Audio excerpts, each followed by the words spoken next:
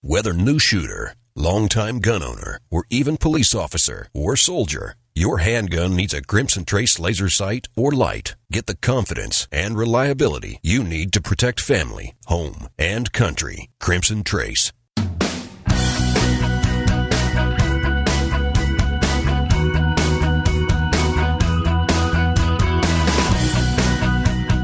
The number one national voice in defense of your Second Amendment rights. Gun Talk, available on iTunes and on the free Gun Dealio smartphone app for Android and iPhone. To be on the air with Tom, call us now, 866-825-5486 or 1-TOM-TALK-GUN. Now, here's Tom.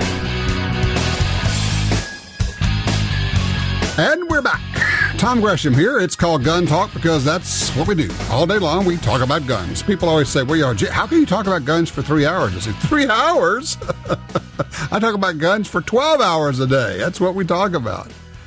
In case you've missed it, if you just arrived, this is huge news. On the first hour of Gun Talk today, we had Alan Gura. He is the superstar attorney who argued 2 Second Amendment cases before the Supreme Court of the United States. The Heller and McDonald cases, both of them were decided in his favor, in our favor. Justice Scalia, who just died, actually wrote the Heller decision. Alan Gura, who knows these things, went into some detail, but let me capsulize it for you. And some people are going to say, oh, that can't be true. Trust me. This is exactly right. I guess 2 big news items that came out of this. One is that Alan Gura endorsed Ted Cruz because he said he is a true Second Amendment guy and he would actually expend political capital if he had to protect the Second Amendment. Said Cruz has argued 8 cases before the Supreme Court. He understands how the court works. And this election is, as I have been saying for a long, long time, this election is about the Supreme Court. I hope that people are getting that.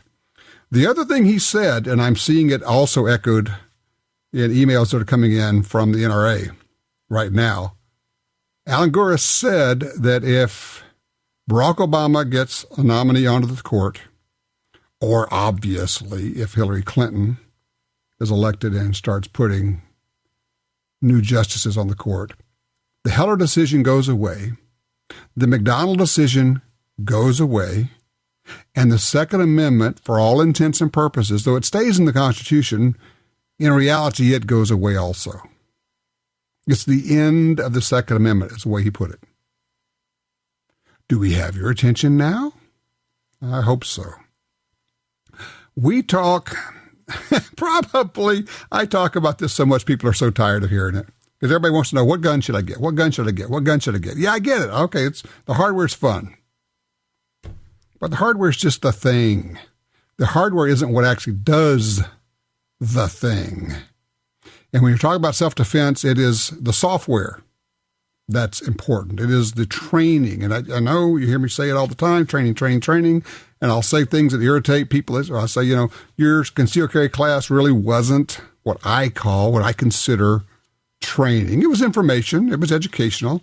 But it's not really training as I think about it. There are a lot of very good trainers out there, a lot of people who've been around a long time doing this.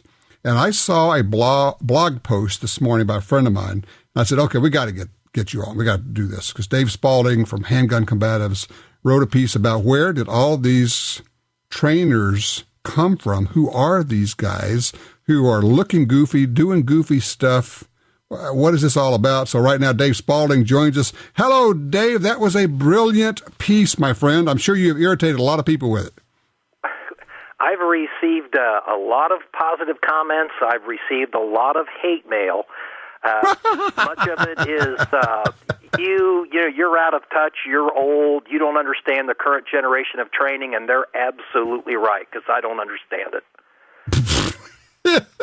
Well, I will tell you, I'm going to put my little thing on this, and then I'm going to let you talk about this. But because of what I do, I get to hang around with people who really know their stuff, been at it a long time. I get to go to gun sites and Thunder Ranch, and I get to train with Dave Spaulding, with Handgun Combatives. I get to go to the SIG Academy. I get to work with Tiger McKee. I get to work with the guys that really know this stuff, people who have been, a long time in law enforcement and know what works.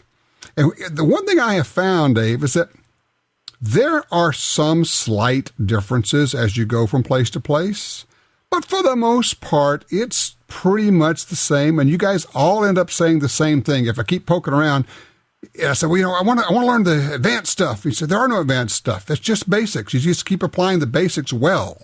Is that a fair statement? 1968, Bruce Lee said, advanced skills are the basics mastered. And I've never seen anything that made me change my mind or believe that statement was wrong. The fact of the matter is, Tom, there's only so many ways to shoot a gun.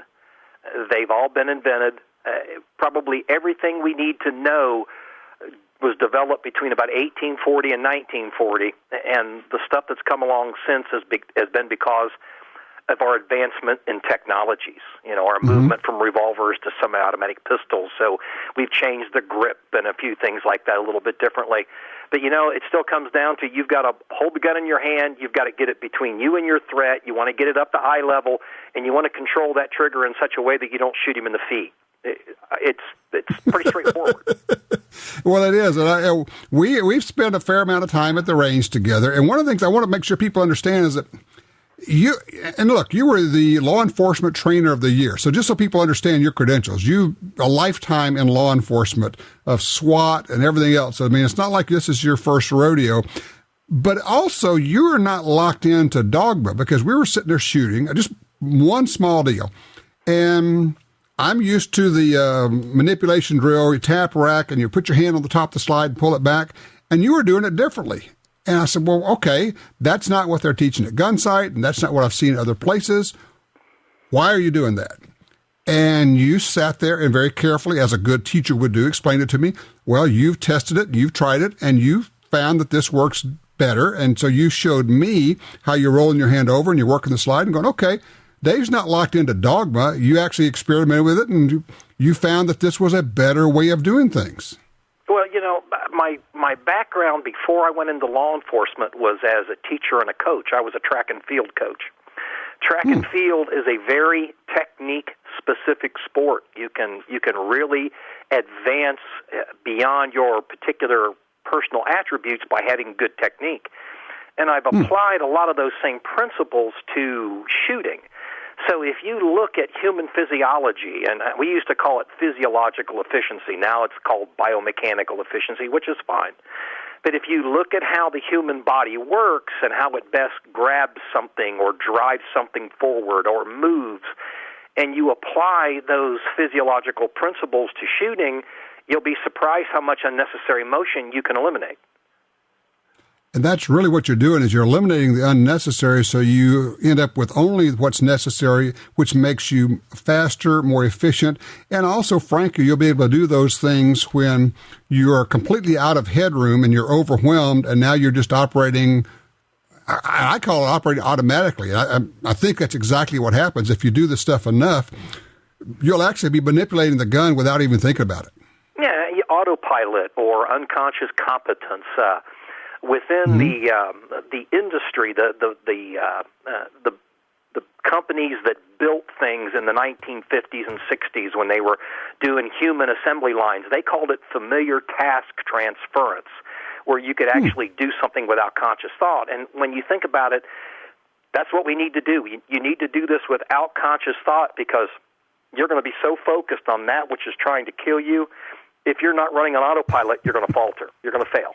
No. It's exactly right. All right, Dave, I want to get you a hold a second. We'll come back. I want to talk about who are these new trainers, and does growing an operator beard somehow make you qualified to change all the rules and make up stuff and even do stupid stuff like putting students down range and throwing bullets past them? Because, we need to teach people what it's like to be shot at. We do? Really? We're talking with Dave Spaulding.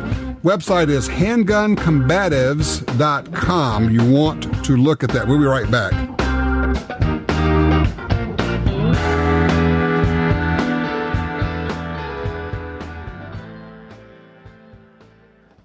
Hardcore tactical professionals who put their lives on the line every day depend on Surefire. For decades, Surefire has built the first and finest professional-grade flashlights, weapon-mounted lights, hearing protection, and suppressors. We build the best because lives depend on it. And we know failure is not an option. We design, engineer, and manufacture Surefire products right here in the U.S. For you, for your loved ones, Surefire. American built, American strong. Surefire.com.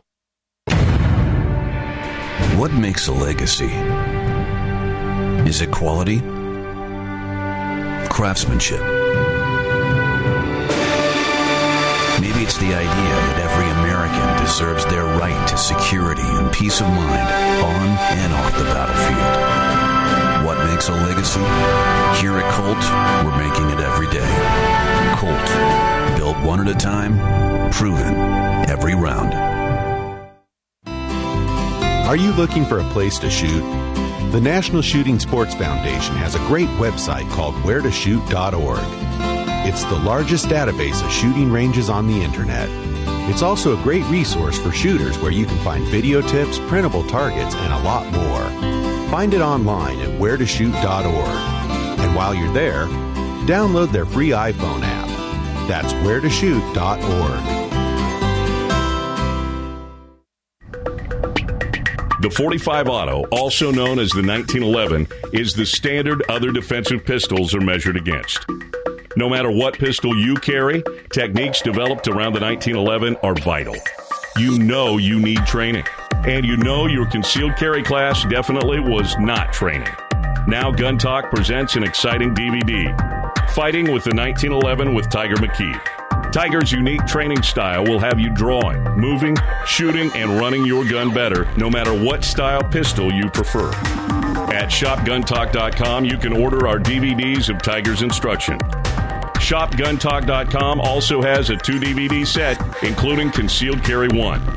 Get both for the information you know you need. This really is life and death. Shopguntalk.com has DVDs, books, and other essential gear. ShopGunTalk.com. That's ShopGunTalk.com. Who will you trust with your guns and valuables? Liberty safes are the best built and most secure safes on the planet. They sell more gun safes than any other brand. It's about trust earned through performance. If your Liberty safe is damaged by fire or attempted break-in, they'll send a new safe right to your home. Protection from thieves and fire.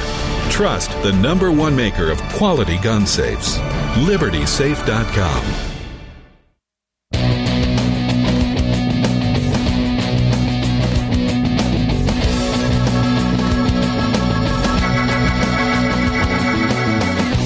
All right, welcome back. We're talking with super firearms trader Dave Spaulding. Handgun Combatives is the website, handguncombatives.com. And Dave, I'm looking at this, and you're traveling all the time, so there's a pretty good chance you're going to bring your training to somewhere where people actually can get to you.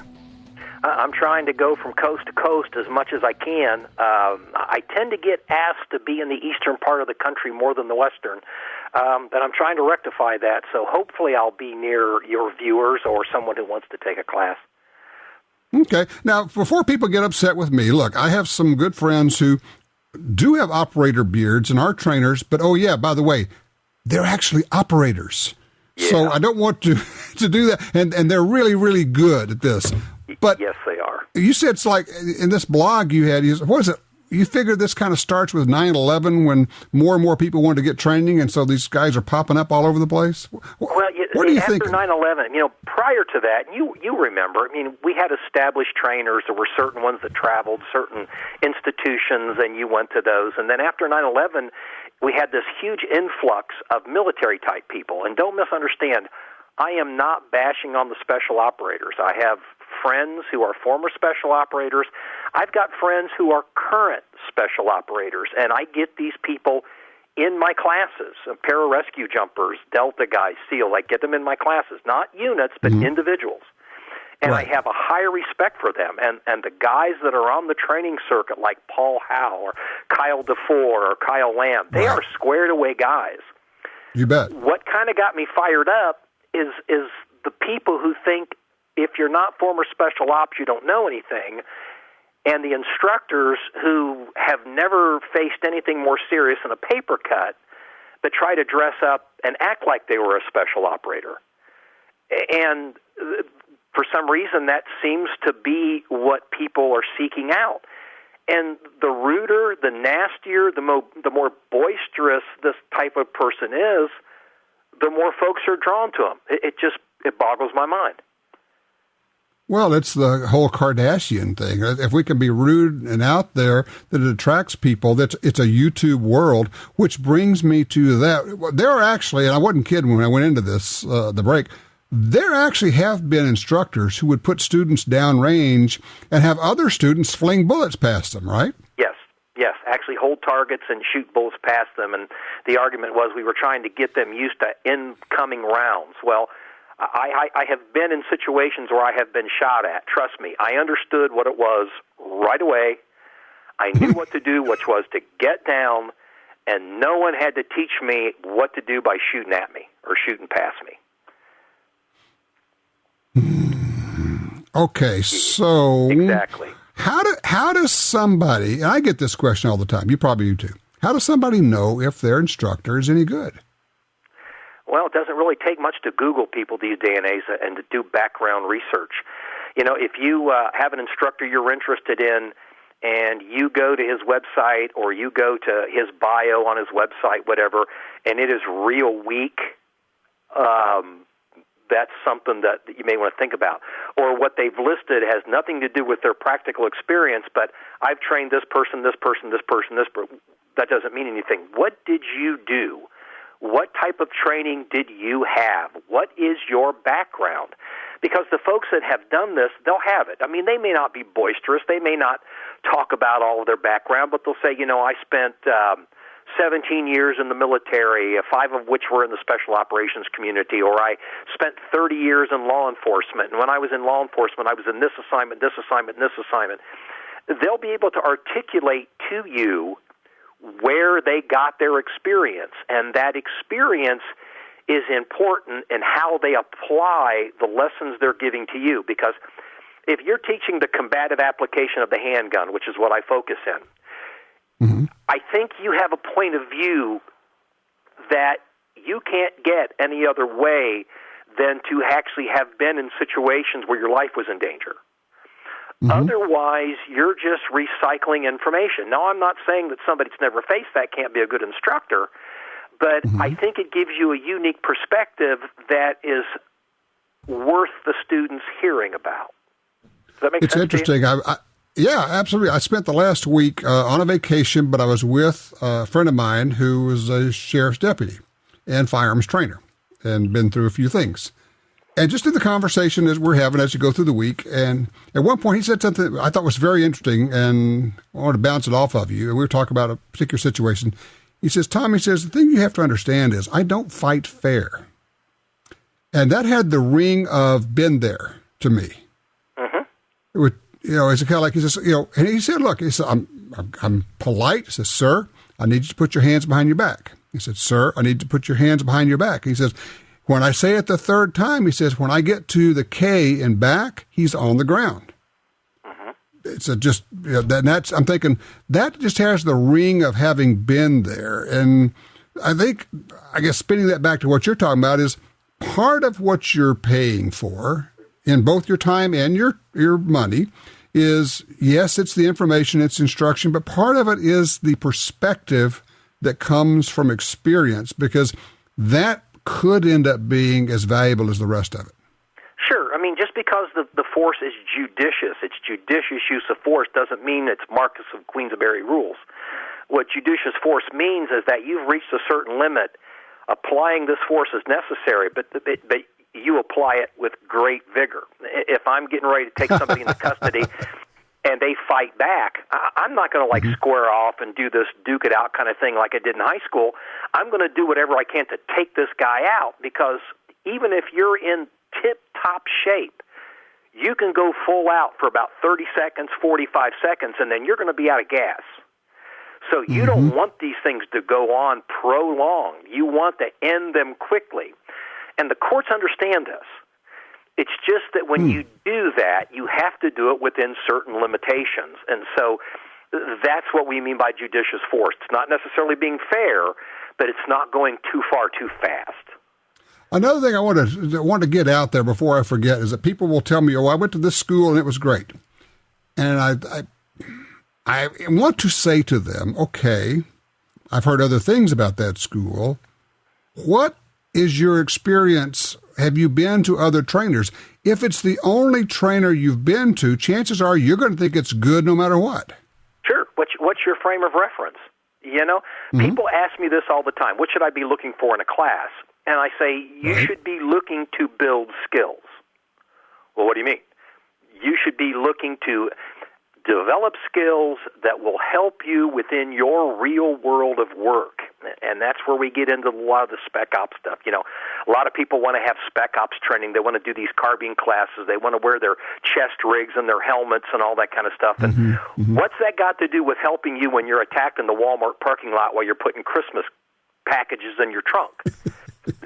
Nothing. And let me just say to people, Dave, who I'm talking to right now, knows how to run carbines, knows about chest rigs, done all of that stuff. I mean, you've done that in your work, but that's not what most of us don't walk around that way. No, and how many of us walk around with a carbine? We are not in a war zone. You know, we are law enforcement officers, or we are legally armed citizens, which means that the firearm we have on us is probably going to be a concealed handgun. And, you know, we all know that you are going to start and finish the fight with what you either have in your hand or it is on your person. The idea that you're going to fight your way to a better weapon is ludicrous in a situation that's going to last 5, 6, 7 seconds. It's not going to happen. There you go. Hey, Dave, the best way for people to run you down is still the website, handguncombatives.com? handguncombatives.com, and the email address is handguncombatives@gmail.com. There you go. If you have just listened to Dave Spaulding and you think this guy seems like he's got his head on straight, I can highly recommend that you find one of his classes, sign up for it. He's the real deal, and he's a heck of a good teacher. Dave, thank you. I really appreciate you spending some time with us. Thanks for having me on, Tom. I appreciate it. Absolutely. Dave Spaulding. Good instructor. There are people who can shoot, people who can teach. Dave can do it both. All right, 866-TALK-GUN. We're open lines. Give me a shout.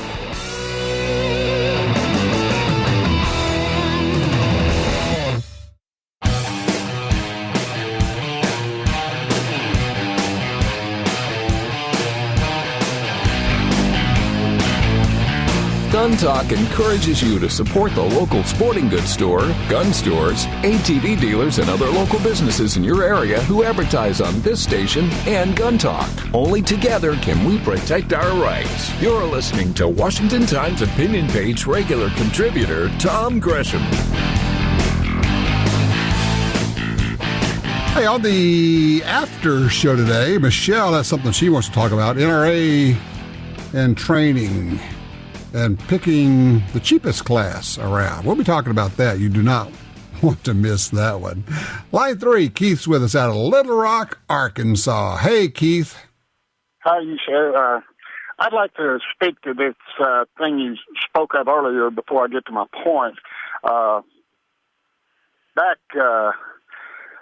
When Bill Clinton was the governor of Arkansas, he and other governors protested the deploying National Guard troops into a war zone. It went to the Supremes, and the Supremes said that the National Guard was not the militia. It was merely an arm of the military reserve. It's the military, it's not the militia. Was the general body of the population. Exactly. Well, on to my other thing. About 1979, I won't go into detail how I gained my interest in this gun stuff, but I joined the NRA, subscribed to magazines, read books, and I've been doing that ever since. And almost always, when someone writes about the injustice of this gun control stuff, Donald Trump's name is brought up by the fact that he can have a handgun and other New Yorkers can't. And nobody has pointed that out. I don't know why the NRA isn't shouting it from the rooftops. The other thing about Donald. Well, wait. Before you bounce off of that, I need to know what point are you making? Do you think that Donald Trump is responsible for the gun laws in New York? Do you think he should not get a gun just because he's able to? What are you saying? The point is that somebody who's rich and shameless can get a gun, but average people can't. That's not his fault, is it? Well, he claims he's all for the Second Amendment. Why wouldn't he speak out against her? Well, he speaks out against it, but if he can't single-handedly change the laws in New York City, are you saying that he should not get a gun, even though he can afford it and he can do it as some kind of protest? I am lost. I am not getting your point, my friend. Well, I don't understand. Well, what are you having a problem with? New York has a law that makes it very difficult to get a concealed carry gun. Donald Trump is able to. He decries that. He says that's not right, but he's not going to not get a gun when he can. What do you want him to do? I'm trying to say if he's for the Second Amendment, he ought to speak out against that. Well, he does. Next point. Okay. Do you know the origins of the New York gun law? Back when they say that again? Spain, yeah, the Sullivan Act was because of the increase in Italians in the city. It was aimed at people. The Sullivan Act was passed in 1911. What's the point? Yes. Well, back when they called a spade, they told why they needed gun laws, because it was for the Italians, to keep Italians from having guns. I'm trying to figure out where you're going with Donald Trump here, and I'm going to give you about 30 more seconds, and we're going to move on if you can't get to your point. Well, if I hadn't read this over and over and over again, I wouldn't be making the point. But Keith, I don't know what to do. I don't know what to do about it. Donald Trump says he supports the Second Amendment. I believe him. He had a different opinion some time back, but he said he's had an epiphany. Give the man the benefit of the doubt. He has a carry permit in New York. Others can't, but I don't hold that against him that others can't. He can't change that in and of himself. He has decried that. He said that's wrong. I'm not getting what else you want him to do. I don't get it, man. Line 2, Frank's with us, Farmington, New Mexico. Hey, Frank. How are you doing? I'm great. Guides, hunters, talk to me. Thank you so much for taking my call. I had a question. If there was an ethical issue, I booked through an outfitter a hunt recently. It was a successful hunt, and the guide that the outfitter used is he and I got along really, really well together. And I was wondering if there's an ethical issue if I was just to call the guide up by himself separately next time I wanted to hunt in that area, and whether it just I didn't know. I haven't used guides and outfitters before. I just wondered if there was an ethical issue that's involved with that. I guess the question is, are you trying to cut out the commission that the outfitter's getting so you can get the hunt cheaper? Or what would be your... I don't even Why know would you do it? I guess maybe it's cut out the middleman, just go directly with the guide. The way we worked, I guess he would become an outfitter and take care of everything else. I understand people say, well, yeah, but I would have a problem with that. You booked a hunt through an outfitter. He got you connected with the guide. Now, you could say, well, I'm just going to book it directly with him next time. Yeah, you could do that. There's nothing illegal about that. Now, if I were the guide, I would probably say, no, happy to have you here. We had a great time, got along, had a good hunt. But you still need to book it through the outfitter because, and for those who don't know, an outfitter is somebody who is the middleman. He's a booking agent, if you will, that books and gets you connected to the guide. And the guide may say, no, I'm still going to use them because that's my business model. What I would do? I would have a frank and candid conversation with the guide and say, look, this is what I'm thinking. I'd like to hunt with you again. How do we handle this? Do I need to go back through the outfitter? And he'll say yes or no. And that's probably kind of the end of the whole thing right there. I think you'd be okay with that. But it's an interesting question, and I appreciate you bringing it up. It's interesting. I'd never thought of that before. But yeah, I kind of think I would not want to cut out the middleman. I mean, the guy's making a living. He got you connected. He got you with a good guide. Is it too much to say we're trying to cheat somebody out of their money? Am I wrong on this? People are thinking, oh yeah, you can get it cheaper, always get it cheaper. Yeah, I know. But something about it doesn't feel right. I'm not sure what it is. 866-TALK-GUN. Maybe you can help me out. 866-TALK-GUN.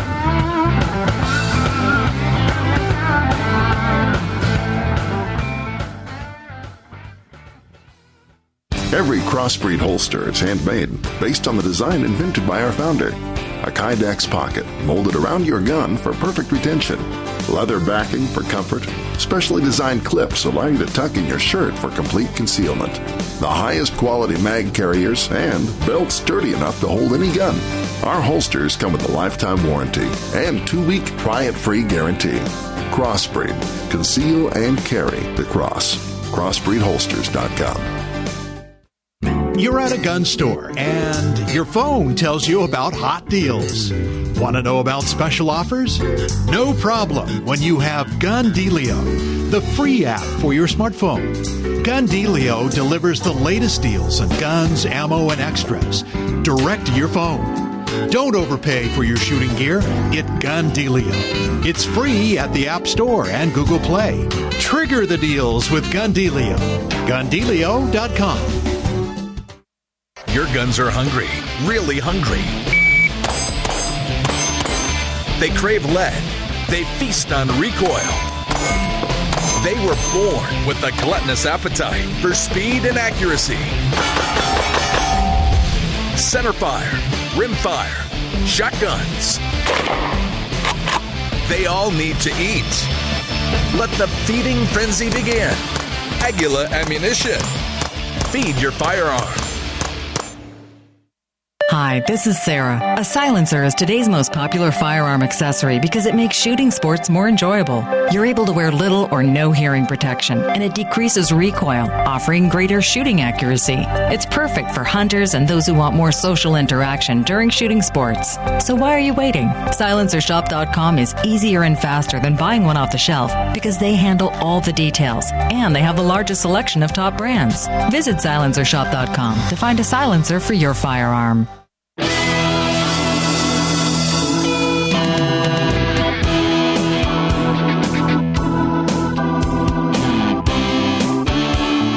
Back with you, going straight to the phones. Line 4, Russell's in Wichita, Kansas. Interesting question, Russell. What's on your mind? Yes, thank you for taking my call. I was just wondering if you know any Orthodox Jewish rabbis that are pro-gun and can tell us why there are so many Jewish people who are anti-gun. Well, yes, there are some Orthodox Jews, some rabbis who are pro-gun. Of course, have you ever heard of the Jews for the Preservation of Firearms Ownership group? No, I have not. Yeah, it's a national group called the Jews for the Preservation of Firearms Ownership, and their motto is, we are not out to defeat gun control, we are out to destroy gun control. And I've actually asked them, I've asked some of those guys, I said, okay, what is it about, it seems like if there ever was a group that would say, we're going to protect ourselves, the whole never again thing, it would be Jews. They say, look, we're as diverse as everybody else. We've got folks on both sides, and we're just like every other group out there. So, okay, that makes sense to me. I get that. But no, there certainly are Jews who are for guns, Jews who are against guns, just like every other group out there. So, but no, if you have not looked into it, look into JPFO, Jews for the Preservation of Firearms Ownership. Fascinating group with a very interesting background. I think you will find it just as interesting as I do. Hey, I appreciate the call. Interesting. Line 1, Lee, Anderson County, Kentucky. Hey, Lee. Hi, Tom. The Kentucky Republican Party is not taking part in our state's primary election for president this year. Instead, they're having a caucus, and it's in March. And I have been having trouble finding out how to cast a vote in it. I won't say I've been getting a runaround, but I will say people I've talked to at party headquarters have been confused. And if there's anybody out there listening from the Republican Party who's willing to speak on the record and actually tell Kentucky Republicans how to take part in this caucus and call up your show and tell them, that would be wonderful. Huh. Okay. I don't know what's going on. There's a group called Kentucky Gun Owners, kygunowners.com. You might check there. They may be able to help you out. I think if you got a whole bunch of gun owners together and started asking the right questions, you might be able to get some answers. And in the meantime, I tell you what I'm going to do, Lee. I'm going to poke around and see if there's anything I can find out, because it sounds odd on the face of it. I'd like to know more about it, and I appreciate you bringing that to my attention. Gary is on 3 out of Columbia, South Carolina. Hey, Gary. Hey, how you doing? Great. Yeah, my question is, I'm an over-the-road truck driver, and I know they've been trying to pass a law that makes it legal for over-the-road truck drivers to carry firearms. Just for the simple fact that we have so many problems out here with people getting robbed and shot and all other kind of problems out here, especially with some of the areas that we go into. So my question is, have you heard anything as far as where that stands as far as passing that law? First of all, let me ask you a question, or let me make a statement. It's perfectly legal for you to have a gun in your commercial truck. Did somebody tell you it wasn't? Well, yeah. Basically, I mean, the rules of what I understand, you can't have a firearm in a commercial truck. And there's a lot of No. That is absolutely, completely, 100% wrong. It is absolutely legal for you to have a gun in your truck as long as you're meeting all the other laws. There's no such thing. Let me get this out. There's no such thing as a law or a DOT regulation or anything like that that says commercial truck drivers can't have a gun in the truck. Now, the company you work for may have a policy, but that's not law. Now, some of the places, if you go onto military bases, you can't have a gun there. That's a different issue. But there's no such thing as a law that says a commercial over-the-road trucker cannot have a gun in the the truck. What about these certain states that have state laws against that? No state has a law that says a commercial trucker cannot have a gun in the truck. Now, you have to go by the law as you go from state to state to state, which means you have to know the law. In some states, you're legal to have a loaded gun sitting on the seat right next to you. Perfectly okay. In another state, when you cross the state line, that gun may be required to be unloaded and locked away. It's your responsibility to know what the laws are, but that's the same whether you're driving a Prius or a Mack truck. Right. Okay. I had always heard that you couldn't have it, and that's something new that I did not know. Yeah, that is a common piece of misinformation. And one of the unfortunate parts is that some of the truck driving schools actually teach this falsehood in their schools to truck drivers.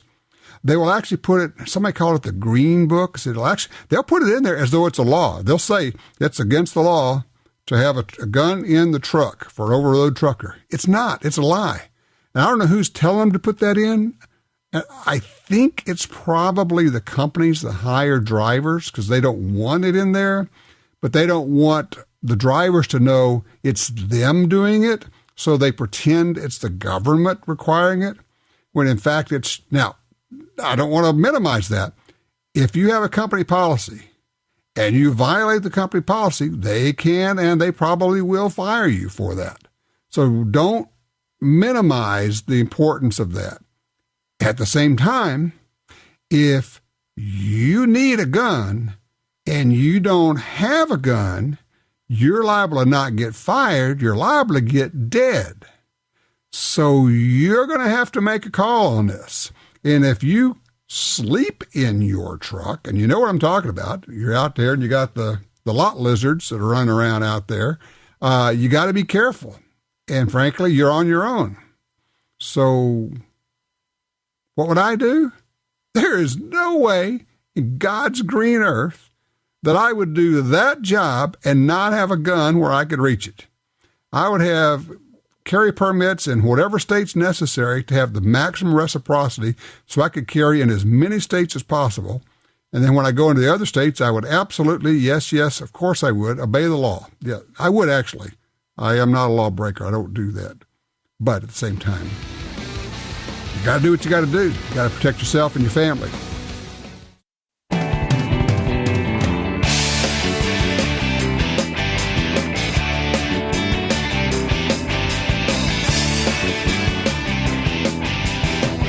All righty, back with the 866 Talk Gun. Still gets you in here. I want to drop down to Michael on line 2 here out of Hope, Arkansas. Hey, Michael, you got yourself a Smith & Wesson Shield? Yes, sir. It's a 9mm, and I'm primarily a rifle shooter. I just got it for self-defense. And I'm a kind of a Timney trigger kind of guy, and I took it out, and I could about eat a bologna sandwich before it goes off when I pull the trigger. Well, you're used to a fine rifle trigger, and that's a defensive handgun trigger. Yeah, I mean it's definitely going to take more than that to get it to go off. Now, how many times? Let me ask you this question: how many times have you shot it? Probably about 108. Okay, somewhere like that. You just don't like the trigger pull? Is that what's going on? Well, I didn't know if that's what pistol triggers are supposed to be like, or do I need to send it back, or I just didn't know. Well, of course, there's no way for me to know what it feels like to you. I mean, what I would recommend is go try 3 or 4 more like that in the store, and if they all are the same, then you can say, okay, that's the way these are. But you'll also, at that point, you'll say, oh, well, mine's really awful, and these are good. Then you know what to do there. But there's one other thing I'm going to suggest you consider.